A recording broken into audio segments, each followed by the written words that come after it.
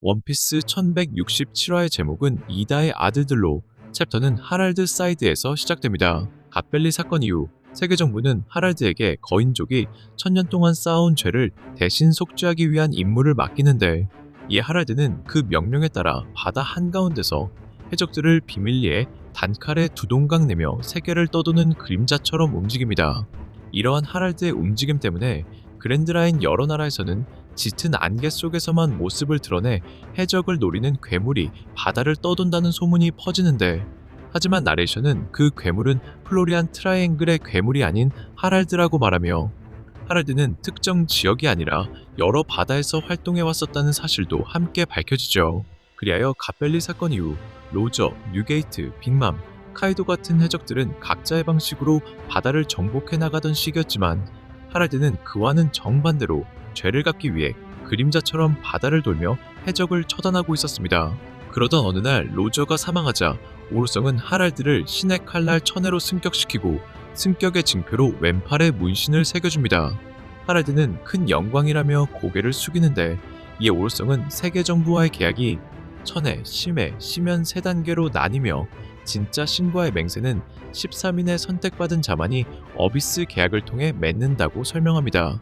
그리고 하랄드는 혹시 자신이 어비스로 승격된다면 엘바프도 세계 정부에 들어올 수 있는지 묻는데, 이에 오로성은 그렇다고 대답하죠. 이로 인해 하랄드는 엘바프의 미래를 위해 더욱 충성하려 결심하게 되고, 갈링은 하랄드에게 비상 상황에서 바로 연락할 수 있도록 장거리 영상 전패를 건네주며 그를 신뢰하는 모습을 보여줍니다. 이후 하랄드는 넵튠과 함께 술을 마시며 넵튠이 곧 딸을 얻게 될 거라는 소식도 듣게 되는데, 이에 넵튠은 로키와 자신의 딸이 약혼하면 어떻겠냐며 농담을 던지고, 하랄드는 시라우시를 모사모사라고 부르며 여러 종족과 소통하면서 세계 정부의 신뢰를 점점 더 쌓아가고 있었습니다. 시간이 지나 15년 전, 피셔 타이거가 성지를 습격해 노예들을 해방할 때 헨콕 3자매까지 등장하는 익숙한 장면에서 신의 기사단 복장과 가면을 쓴 인물이 등장하는데, 그 인물은 바로 샹크스로, 샹크스는 피셔 타이거를 몰래 도와줍니다. 그리고 며칠 뒤 하랄드는 성지로 돌아오며 샹크스가 샴록과 함께 마리조아 시내를 돌아다니는 모습을 보는데, 샹크스는 이미 갈링과 함께 마리조아에서 생활하고 있었고, 샹크스는 천의 등급이었지만 엄청난 재능을 가져 신의 기사단과 동일한 복장을 입은 채 왼쪽 눈에 큰 상처를 가린 붕대를 두르고 있었죠. 여기서 샹크스는 샴록에게 성지에 대한 이야기를 더 듣고 싶다며 피셔 타이거 사건의 범인을 직접 잡아 자신도 이곳에 도움이 되고 싶다고 말하는데, 샴록은 아직 너는 회복이 덜 됐다며 말리지만, 샹크스는 자신이 24년 동안 엉뚱한 곳에서 살아왔고 늘 끔찍하다 느껴졌다고 울분을 터뜨립니다. 그리고 마리조아에서 하랄드가 샹크스를 아는 척하자 샹크스는 거인족 천것이 함부로 입을 놀리지 말라며 하랄드에게 차갑게 대하죠. 한편 엘바프에서는 이다가 병에 걸렸지만 하랄드가 바쁘다는 이유로 연락하지 않았고, 하이루디는 의사를 찾기 위해 바다로 나가는데, 이에 로키 역시 걱정하고 있었지만 겉으로는 아무렇지 않은 척 행동합니다.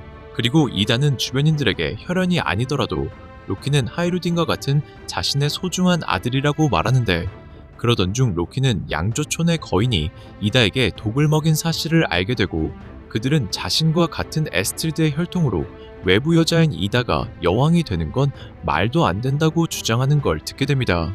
이어 그들은 이다가 이미 죽게 되어 있다며 천년 동안 사용된 맹독 에르고트를 먹였다고 말하는데, 이 순간 로키의 표정이 서서히 무너져 내리고, 그로 인해 로키는 분노를 참지 못해 마을 전체를 파괴하며 독을 먹인 거인의 목을 붙잡고, 이다는 절대 죽어서는 안 된다며 보물도 혈통도 다 필요 없다고 외칩니다. 그리고 이번 화의 마지막 장면은 로키가 자신의 친어머니는 자신을 혐오하며 하계에 내팽개쳤지만 이다만은 자신을 따뜻하게 받아줬던 유일한 사람이었다며, 이다가 자신의 진짜 어머니라고 외치는 장면으로 원피스 1167화는 끝이 납니다. 이번 화에서는 하랄드와 샹크스가 마리조아에 등장하며 두 사람이 세계 정부와 맺었었던 계약이 신의 칼날, 즉 천의 계약으로 드러났습니다. 그리고 세계 정부와의 계약 구조는 천해, 심해, 심연으로 이어지는 단계로 나뉘어 있었는데, 신의 기사단은 가장 낮은 천해부터 시작해 활약과 공적에 따라 최종 단계인 심연까지 올라가는 체계였던 것으로 보였죠. 따라서 지금은 심연 등급으로 추정되는 군코도 38년 전 갓벨리 사건 당시에는 천의 등급으로 활동했었던 것으로 보이며, 그로부터 시간이 지나 15년 전에는 샹크스와 하랄드 역시 천의 등급에 속한 채 신의 기사단에 합류했었던 것으로 보입니다. 그렇기에 당시 샹크스는 신의 기사단 복장을 하고 노예였던 피셔 타이거를 해방해준 것으로 생각되며, 하랄드 역시 기사단에 소속되어 있었기 때문에 엘바프로 향했던 샴록과 군코가 하랄드의 아들이자 고대 거인족의 피가 흐르는 로키를 신의 기사단으로 입단시키려 했던 이유도 그동안 여러 정황으로 이어져 왔던 부분과 맞아떨어지죠. 그리고 샹크스는 마리조아에서 자신을 알아보는 하랄드에게 거인족 천것이 함부로 입을 놀리지 말라며 하랄드에게 차갑게 대했었는데, 이는 세계 정부의 감시를 피하고 정체를 들키지 않기 위한 위장 행동으로, 그렇기에 1년 뒤 엘바프에서 샹크스는 하랄드와 꽤 가깝게 지냈었다는 말을 가반에게 전하면서 마리조아에서는 말할 수 없었던 이야기들이 있었다고 했던 것으로 생각됩니다. 이런 정황들을 종합하면 샹크스가 신의 기사단에 가입했었던 목적은 세계정부 내부의 정보를 빼내고 장기적으로 세계정부의 계획을 저지하려는 의도가 더 컸던 것으로 보이며, 그래서 성지에서는 하랄드를 차갑게 대해야 했고 감시가 없는 자리에서만 본심을 드러낼 수 있었던 것으로 보였죠. 또한 샹크스가 이렇게 신의 기사단에 있었기 때문에 세계정부가 사람 열매, 환수종 니카 열매인 고무 열매를 회수했었다는 사실을 2년 후 가장 먼저 파악할 수 있었고, 그 정보 덕분에 사이퍼폴의 군함을 기습해 고무 열매를 빼앗을 수 있었던 것으로, 애초에 샹크스가 신의 기사단에 들어갔던 이유 자체가 니카 열매 확보를 위한 장기 계획이었을 가능성도 충분해 보였습니다. 그리고 이렇게 샹크스가 니카 열매를 목적으로 신의 기사단에 가입한 거라면 샹크스는 자신의 선장 로저의 아들인 에이스를 찾기 위해 이스트블루 마을에 정착했던 것으로 추측하는데요. 하지만 샹크스는 그곳에서 우연히 로저와 같은 꿈을 지닌 루피가 고무고무 열매를 먹는 장면을 직접 목격하면서 그 모든 상황이 하나의 거대한 운명처럼 느꼈을 것으로, 그렇기에 샹크스는 자신의 한쪽 팔을 희생하면서까지 루피를 구한 것으로 보이며, 이후 로저에게 맡겨졌던 밀짚 모자를 루피에게 넘겨주며 앞으로의 미래를 비춰줄 새로운 계승자로서 루피를 지켜봤던 것으로 생각합니다.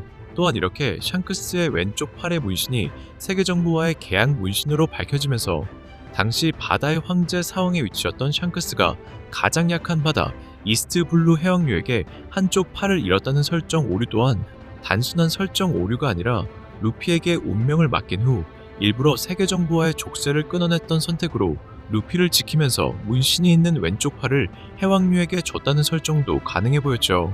그리고 이처럼 샹크스가 세계정부와 천에 계약했음에도 왼쪽 팔이 재생되지 않았다는 설정을 보면 세계정부와 계약한 신의 기사단은 등급에 따라 부여받는 능력이 다른 것으로 보였습니다.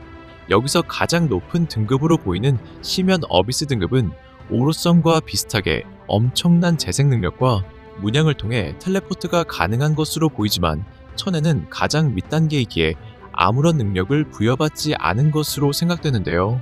하지만 샹크스는 천에 계약을 했지만 그의 재능은 샴록과 비슷한 수준이라고 하여 마치 특별 대우를 받는 것처럼 보여졌기에 개인적으로 샹크스의 등급은 천에이지만 다른 능력을 받았을 가능성도 있어 보였습니다.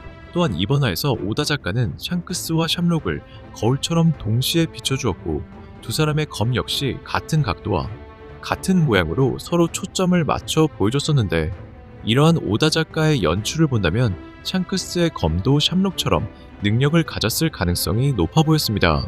만약 그렇다면 샹크스의 검의 능력은 마치 지옥으로 묘사된 마리조어를 지키는 신의 기사단 샴록의 검의 능력이 지옥을 지키는 케로베로스인 것과 비슷하게 그 누구도 원피스를 차지하지 못하도록 세계의 균형을 지키고 있었던 것으로 보였던 샹크스의 검의 능력은 검의 이름처럼 고물의 수호자라 불리는 환상의 동물 그리폰 능력이 아닐까 생각되네요. 오늘의 영상은 여기까지입니다. 시청해주셔서 감사합니다.